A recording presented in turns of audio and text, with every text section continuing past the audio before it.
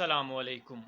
बेहद दरूद हबीब खुदा व आले मोहम्मद व असहाब मोहम्मद सल्लल्लाहु अलैहि वसल्लम। मेरा नाम फ़हीम हासिल और आप देख रहे हैं मेरा फ़ेसबुक और यूट्यूब चैनल। आज का जो टॉपिक है, आज का मौजू ईद मिलादुन्नबी सल्लल्लाहु अलैहि वसल्लम के हवाले से है। इसके हवाले से गुफ्तगू करेंगे। कुछ जो बातें आम तौर पर मशहूर हैं, जिनसे तनाज़ात बनते हैं, उनको हल करने की कोशिश करते हैं। सबसे पहले मैंने कहा ईद मिलादुन्नबी सल्लल्लाहु अलैहि वसल्लम। कुछ लोगों का इतराज़ है कि इसको ईद नहीं कहना चाहिए।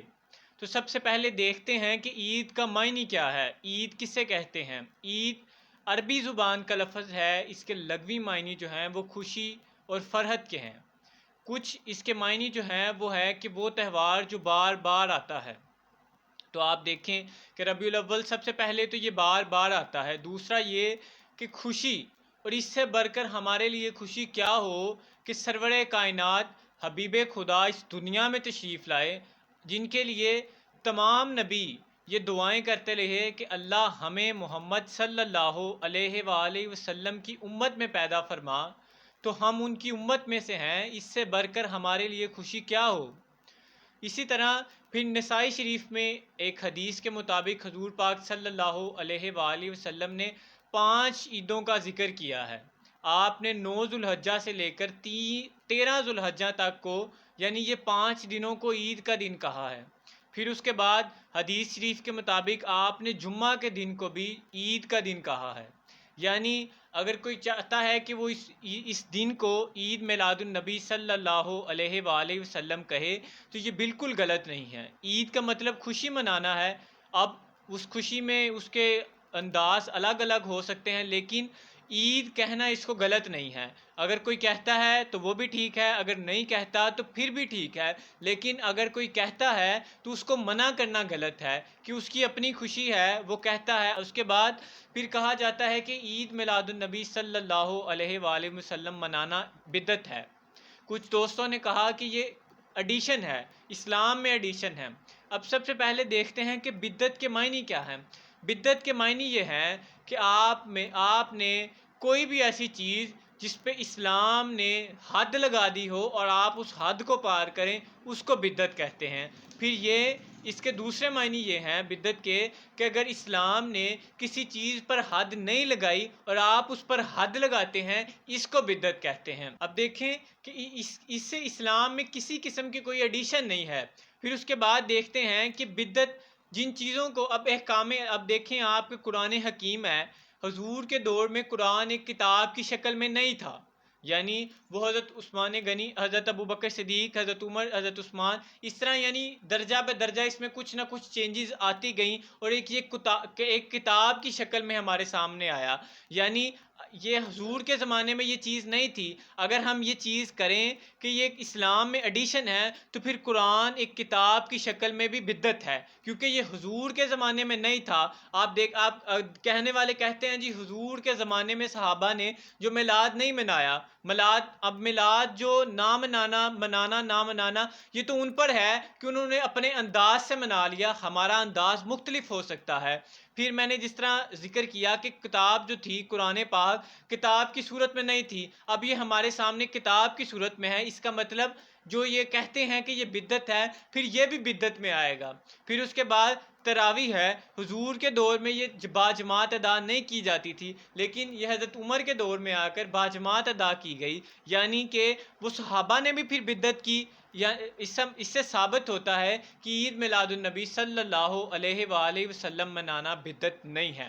फिर उसके बाद कुछ दोस्त ये कहते हैं कि आप कुरान हकीम से या अहादीस से साबित करें कि मिलाद मनाना चाहिए या नहीं मनाना चाहिए, या मिलाद मनाना हराम है या हलाल है। अब उसके हवाले से ये है कि कुरान हकीम में उन चीज़ों का ज़िक्र है कि जिनसे हमें मना फरमाया गया है। आप देखें कि अगर वो चीज़ें कुरान में ऐड की जाती कि जो हमें करनी चाहिए, फिर तो 30 सिपारे बहुत थोड़े हैं। ये 300 सिपारों तक बात जाती कि ये चीज़ करनी चाहिए, ये नहीं करनी चाहिए, ये करनी चाहिए। قرآن حکیم میں وہ چیزیں بتائی گئی جن سے ہمیں منع رہنا ہے، وہ چیزیں نہیں بتائی گئی جو ہمیں کرنا ہے، یعنی کہ جن چیزوں کا ذکر قرآن حکیم میں نہیں ہے، یعنی جن چیزوں سے ہمیں منع نہیں کیا گیا وہ کرنا جائز ہے۔ حضور کی حدیث سے بھی یہی چیز ثابت ہے کہ وہ تمام چیزیں جن سے حضور نے منع فرما دیا ہے وہ ہمارے لیے منع ہے، وہ اگر ہم کریں گے اس کا ہمیں گناہ ہوگا۔ جن چیزوں سے ہمیں منع نہیں فرمایا گیا وہ ہم کر سکتے ہیں، وہ حلال ہیں، اس سے ہمیں ثواب ہوگا۔ اب اس کے بعد کہ جو عید میلاد النبی صلی اللہ علیہ وآلہ وسلم ہے، اس کے موقع پر ریلیاں نکالنا یا مختلف جلوس، جلسے اور اس طرح کی تقریبات کرنا کیسا ہے؟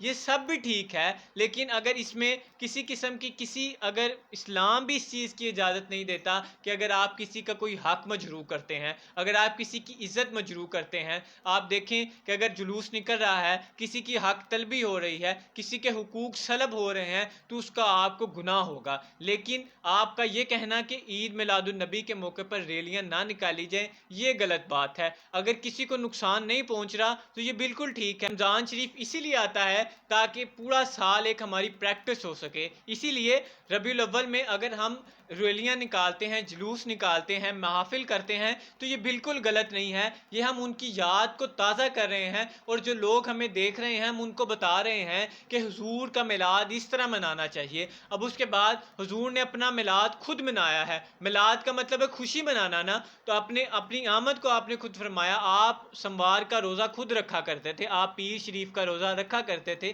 یعنی آپ نے خود بھی اپنا میلاد منایا، یعنی یہ تمام چیزیں ٹھیک ہیں۔ آپ کا انداز جو ہے وہ غلط ہو سکتا ہے، آپ کا منانے کا انداز غلط ہو سکتا ہے، آپ روزے رکھیں، محافل کریں، آپ درود شریف بھیجیں ان پر، لیکن کسی کا حقوق کو سلب نہ کریں۔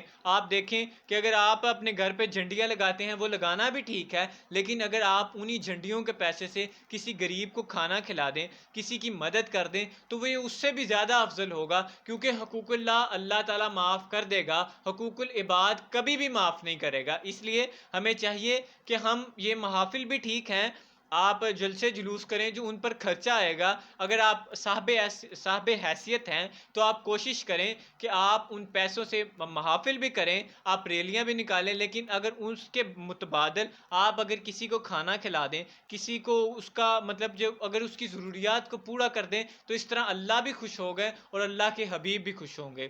تو اس لیے یہ تمام چیزیں کہنا کہ عید میلاد النبی منانا چاہیے، نہیں منانا چاہیے، یہ حرام ہے، یہ حلال ہے، اس میں کیا چیزیں، یہ تمام چیزیں میں نے کوشش کی کہ میں آپ کو ڈیٹیل سے بتا سکوں۔ تو ملتے ہیں اپنی نیکسٹ ویڈیو میں، تب تک کے لیے اللہ حافظ۔